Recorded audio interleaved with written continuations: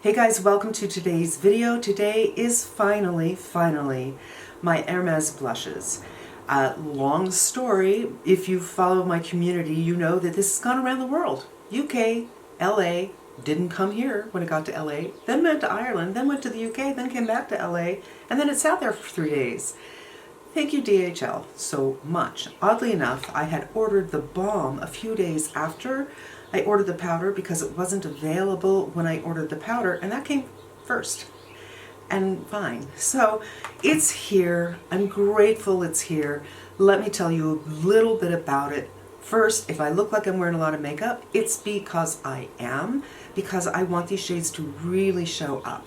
Second, if it looks weird, that is because I'm trying a different setting because it's been cloudy and the sun in and out. I shot this already and I was really blown out when the sun came out. It was hard.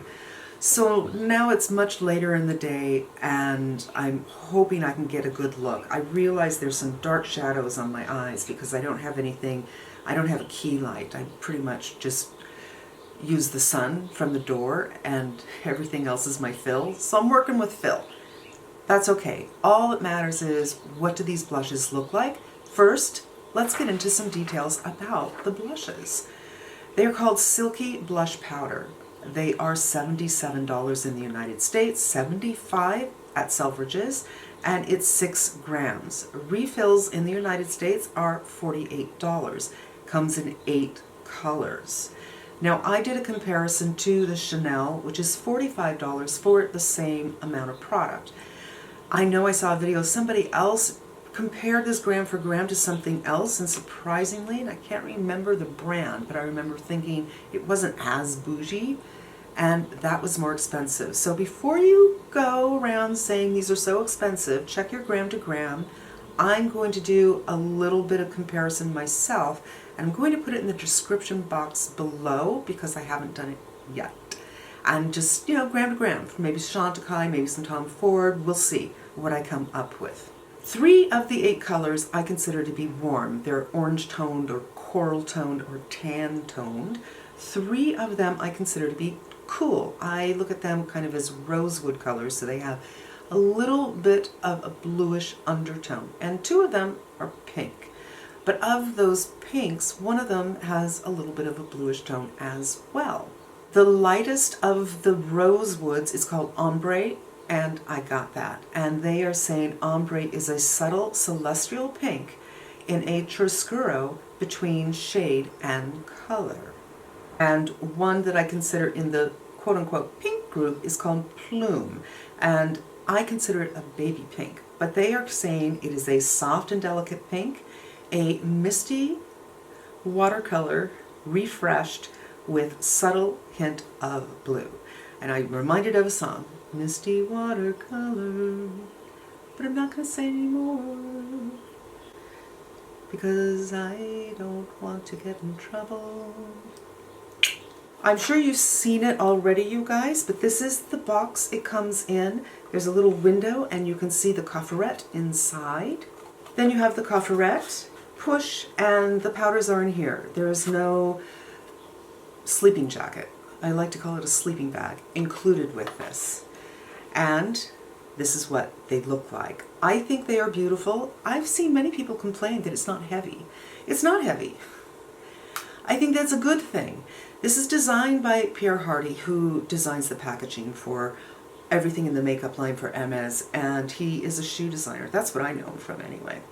And then inside, the circle is offset. So this circle is bigger than this circle, but instead of putting it in the center, it's offset, and I think that's such a cool, it reminds me kind of like Paco Rabanne in the 60s. It's very mod to me, which I actually think all the packaging is on the mod side, and I like. So they're matte, they're beautiful. Let me show you side to side. Ombre and Plume.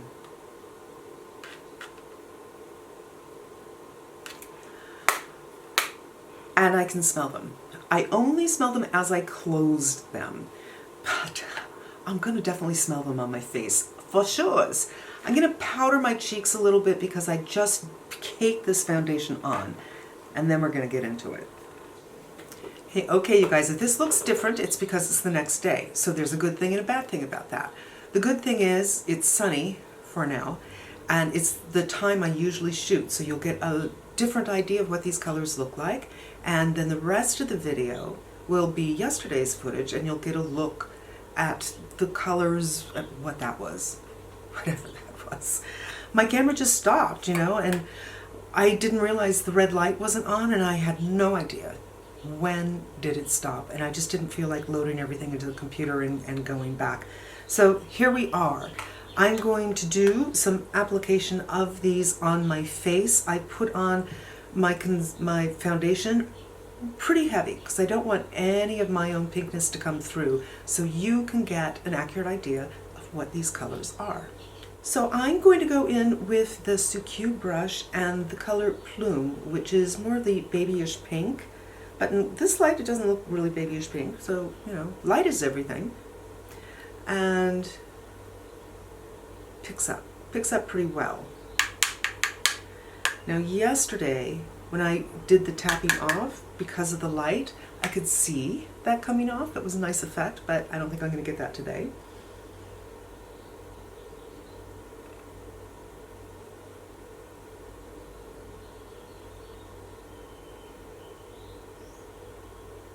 And just a hint of color. Of course, I want to put on more color so you can see what it is.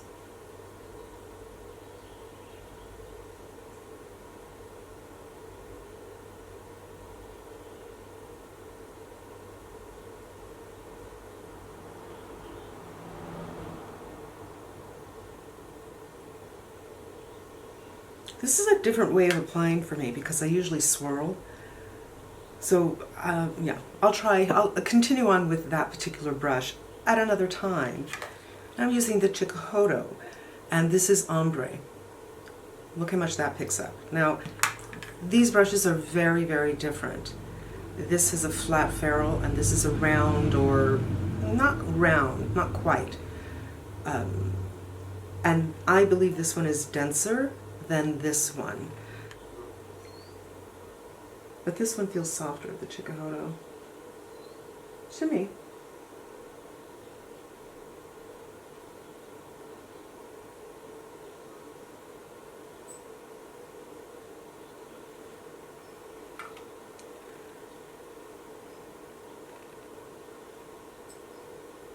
And a little bit more.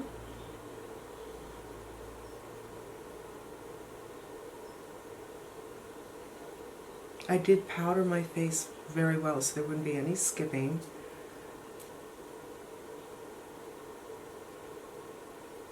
So this one feels, when I'm looking in the monitor, it feels more like a contour kind of blush color. And this one feels like a vivid, giving life to the face kind of color. I'm going to even everything up and go back with the Plume, boop, boop, right on the cheeks. I think that's so pretty. And then I'm going with the Ombre right around towards the hairline, but not really. I don't really love bringing my blush all the way back here. Sometimes it happens though. So hopefully they're a little bit more even. Not entirely. I put on a lip because I just got something and I had to put it on. But we might talk about it later. I'm going to take it off because, well, actually, the next thing we're going to is yesterday, where I use the lip product and talk about that, and then I do comparison swatches with the blush to see if I have anything like it. But this is the look, and I think these are very, very pretty. I do. I didn't have any problem with them. I kind of like this cheek a little bit better, where I started with the Plume first and then did the Ombre. But there it is. All right, you guys, now we're going back to yesterday. All right, you guys, so I just shot something and I looked down on my little monitor and I saw that my light wasn't on, and I don't know when it stopped shooting. So we're going to do it over again, but some of the color is on my lips. So Rosy Lip Enhancer comes just like the lipsticks. A box like this, coffrette like this, and the little sleeping bag made of canvas inside. Done. This is what it looks like. We have the emblem down here. We have kind of a brushed bronzy gold and a beautiful peachy pink color, and it's magnetized. I happen to love pastels, so this floats my boat. What they are saying is, I'm going to have to put on my glasses. What they're saying is, it's weightless and translucent halo reveals the lip's natural beauty. With its fine and delicate waxy finish, the Rosy Lip Enhancer melts over the lip, leaving a hint of transparent pink and a matte luminosity. Absolutely 100%. It seems weird. How can you have matte and luminous at the same time? You can. Transparent pink? Uh-huh. Lips are delicately smooth with a soft focus effect. Yes. How many times have I read what companies are saying? I'm going, stop it. No. This time, yes. They're telling you the truth. What I'm finding. Sesame seed and raspberry seed oils help to soften and nourish. This comes in 3 colors. I got the medium. There's Rose Apricot, which evokes a fresh dew on the lips. Rose d'Ette, which is at once fresh, radiant, and tender. And Rose Tan is amber-toned, warm, the imprint of sun on your lips. I felt that one looked online too close to my lip color in its depth, and I actually didn't notice it looking amber, so I'm really super glad I got it, because online it looked like a rosewood. Let's go in. There might be a teeny bit of it on my lips because I shot it and the camera stopped and I don't know when, and I took it off. I was doing a lip-to-lip comparison, so you can see the difference because it's subtle. Yeah, it's so subtle now because I had this on for 15 minutes while I was shooting. I think this is insanely beautiful. Now, I had said recently, and I think I've said it many times, I don't really like a glossy lip. It doesn't do anything for me. And this is it for me. I put this on and I thought, this looks like the lips of a 10-year-old girl. Tender, innocent, sweet, real. It feels waxy. I do feel that waxiness, but it doesn't feel drying. So when I talked about the Westman Ateliers that I got recently, I spoke about some balm products that I felt were very heavy. I could feel their presence. They were uncomfortable.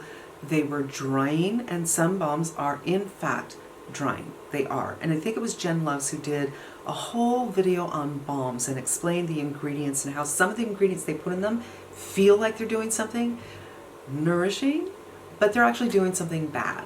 And some are just nothing more than occlusives. Now, occlusives will lock in moisture, but if you don't have moisture going on in your lips, it's just going to lock in your dryness. So that's not very helpful either. This one feels really nice on the lips. I think it looks beautiful on the lips. It is also scented, but nowhere near as scented as the lipsticks, and I feel it's a different scent. This feels like it's a little bit fruity somehow. So this is my fresh, you know, sweet, tender, innocent kind of look. I wish I had a different kind of eye going on instead of this neutral eye. And this is the Victoria Beckham signature, the neutral one. I wish I had something maybe with a little pinky winky in it, but I don't. I am now going to do some comparison swatches with the blushes and see if I have anything similar. Ombre, Buxom Dolly. Nude Dancer by Terry. And here are 2 shades from MAC, and they seem like they might be pretty similar. I'll have to try them out and see what the names are and post that down below. This is the Hermes Ombre. This is Dolly, much, much darker. The By Terry actually doesn't look a lot darker, but somehow I feel that it looks pinker. So it's not darker, but there's as if this pink has more white in it. This is the MAC. We'll call this MAC number 1, and then down below I will say what the shade is. And to me, this is much more of a rosewood color. Now this is in the Rosewood group, but it's the lightest of the Rosewood group, and I just don't think it's there. And this is the second MAC. So I know, you guys, the light is less than perfect, I understand, but I just do not feel that there is a dupe in this group. Huh. This is the Plume, and this is Blossom from Burberry. They don't seem too terribly dissimilar, and yet, when it comes to the subtleties of blush, they're not the same. This is Joy by Chantecaille. And, oh, I am going to look up how much is in this one, because it looks like you're getting twice the amount in this one. They seem similar, but I feel there's a little bit more brightness in the Chantecaille. Maybelline Fit Me Rose Claire. And now some swatches. By the way, you guys, when I'm swatching these, it feels so soft, so creamy. Really, really nice. Hermes Plume. Fit Me Rose Claire. The Plume has much more white in it, to me. Chantecaille Joy. It seems pretty similar to me, but there's more depth in the tone there. And finally we have Blossom, or number 5 in the Burberry. And I just don't think it's anywhere near. Now, I am going to do some price comparisons down below, because this Chantecaille is really small when you compare it to the Hermes. The colors look kind of similar. I do feel when I hold them up this way, I denote the teeniest bit of coral in this and more blue in this one. So what do I think, you guys? I think it's beautiful. I'm not sure why there's so much hate going on in this one, but I think it is so, so pretty. I'm going to put a little bit more of the bluer one on, which is Plume, and show you, because the light's ever changing. A lot picks up. The scent, I'm not happy, I gotta tell you, but I just think it's so, so fresh. And I like that it's matte, because then I can do what I want. If I want to bring some radiance with any number of products, you know what I mean? But I usually am radiant. I'm usually not this matte. I did prepare for this video so we could really see what was going on. And for me, I think it's gorgeous. The lip color, I love this. I cannot tell you how much I love this. I just feel like a 10-year-old girl. I really do. I just feel like I need a little, you know, school uniform and I'm set. Or really a field of wildflowers with, you know, a little curl in my hair. You know, my hair was dead straight my whole life. You know what I mean? Just that really sweet, innocent, youthful, untouched, unsullied by the world kind of a child. This makes me feel like that. And if you can find something that makes you feel like that, you should probably jump on it. I'm not saying you should jump on it. I'm saying I am not returning any of these. I really, really like them. And you guys, that's going to wrap it up for me.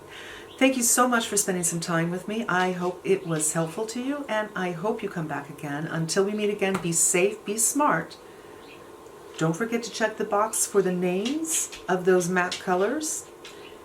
And I'm wishing you good health.